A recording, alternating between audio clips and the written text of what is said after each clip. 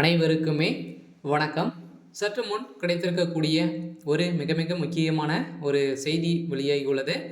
ஏற்கனவே ஜபார் சாதிக் அவர்கள் பார்த்தீங்கன்னா போதைப்பொருள் விவகாரத்தில் வசமாக சிக்கியிருந்தார் இல்லையா? இவர் பார்த்தீங்கன்னா ஏற்கனவே திமுகவுடைய முன்னாள் திமுகவுடைய நிர்வாகியாக தான் இருக்காரு.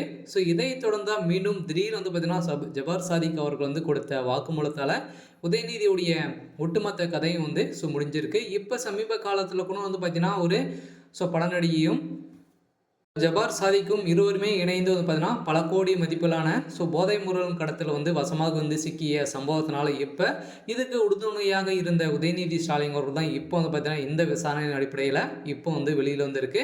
இதை தொடர்ந்து தான் உதயநிதி ஸ்டாலின் அவர்கள் சிறையில் அடைக்கப்பட்ட சம்பவம் பெரும் பரபரப்பை கிளப்பிருக்கு. இதை பற்றி இந்த வீடியோவில் முழுமையாக பார்க்கலாம். அதுக்கு முன்னாடி நம்ம சேனலுக்கு இப்போ தான் நீங்கள் முதல் முறையாக வந்திருக்கீங்க அப்படின்னா மறக்காமல் நம்மளுடைய சேனலை சப்ஸ்கிரைப் பண்ணிக்கோங்க.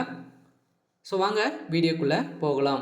ஏற்கனவே பார்த்தீங்கன்னா வெளிநாடுகளுக்கு உணவுப் பொருட்கள் என்ற பெயரில் பார்த்தீங்கன்னா சூடோ பெட்ரேன் என்ற போதைப்பொருள் கடத்திய வழக்கில் தமிழ் சினிமா தயாரிப்பாளரும் முன்னாள் திமுக நிர்வாகியுமான ஜபார் சாதிக்கை மத்திய போதைப்பொருள் தடுப்பு சட்டம் காவலர் பார்த்தீங்கன்னா கைது செய்திருந்த நிலையில் இதன் அடிப்படையில் இப்போ கூட பார்த்தீங்கன்னா அவர் திடீர்னு கைது செய்யப்பட்ட சமயம் சிறையில் தான் இருக்காரு. இதை தொடர்ந்து இப்போ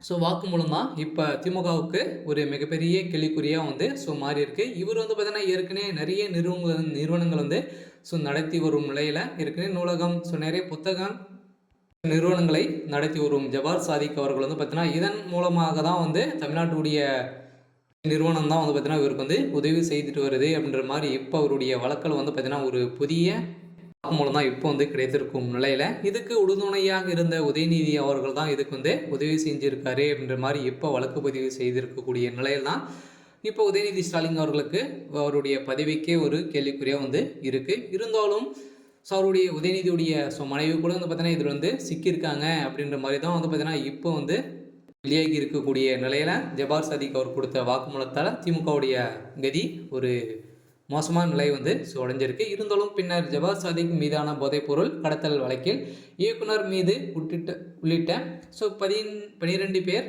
மீது அமலாக்கத்துறை குற்றப்பத்திரிகை தாக்கல் செய்திருந்த நிலையில் இவர் மீது அமலாக்கத்துறை குற்றப்பத்திரிகை தாக்கல் செய்திருந்த போது அவர் சிக்காத நிலையில் இப்போது தொடர்பான வழக்கு சென்னை முதன்மை அமர்வு நீதிமன்றத்தில் நடைபெற்று வரும் நிலையில் ஜபார் சாதிக்கு தமிழ்நாட்டுடைய பாட நூலகம் மறைமுகமாக உதவி செய்து உள்ளதாக இப்போ அமலாக்கத்துறை கண்டிருக்கும் குற்றச்சாட்டி வந்திருந்த நிலையில் தான் பார்த்தீங்கன்னா இப்போ அண்ணாமலை அவர்கள் அதிரடியே களத்தில் இறங்கி தமிழ்நாடு அரசு தான் இதற்கு உறுதுணையாக இருக்குது அப்படின்ற மாதிரி இப்போ கொடுத்த வாக்குமூலத்தால் இப்போ திமுகவுடைய நிலைமை ஒரு மோசமான நிலை தான் இருக்குது. இதைத் தொடர்ந்து இதில் சம்பந்தப்பட்ட திமுகவை சேர்ந்த அமைச்சரும் திமுக சேர்ந்த துணை முதலமைச்சரும் பார்த்தீங்கன்னா இப்போ சிக்கிய சம்பவம் தான் பரபரப்பை கிளப்பிருக்கு. இருந்தாலும் என்ன நடக்க போகுது அப்படின்றத வெயிட் பண்ணி பார்க்கலாம். இது மாதிரி செய்திகளை தெரிஞ்சுக்கணும் அப்படின்னா மறக்காமல் நம்மளுடைய சேனலை சப்ஸ்கிரைப் பண்ணிக்கோங்க. தேங்க்யூ.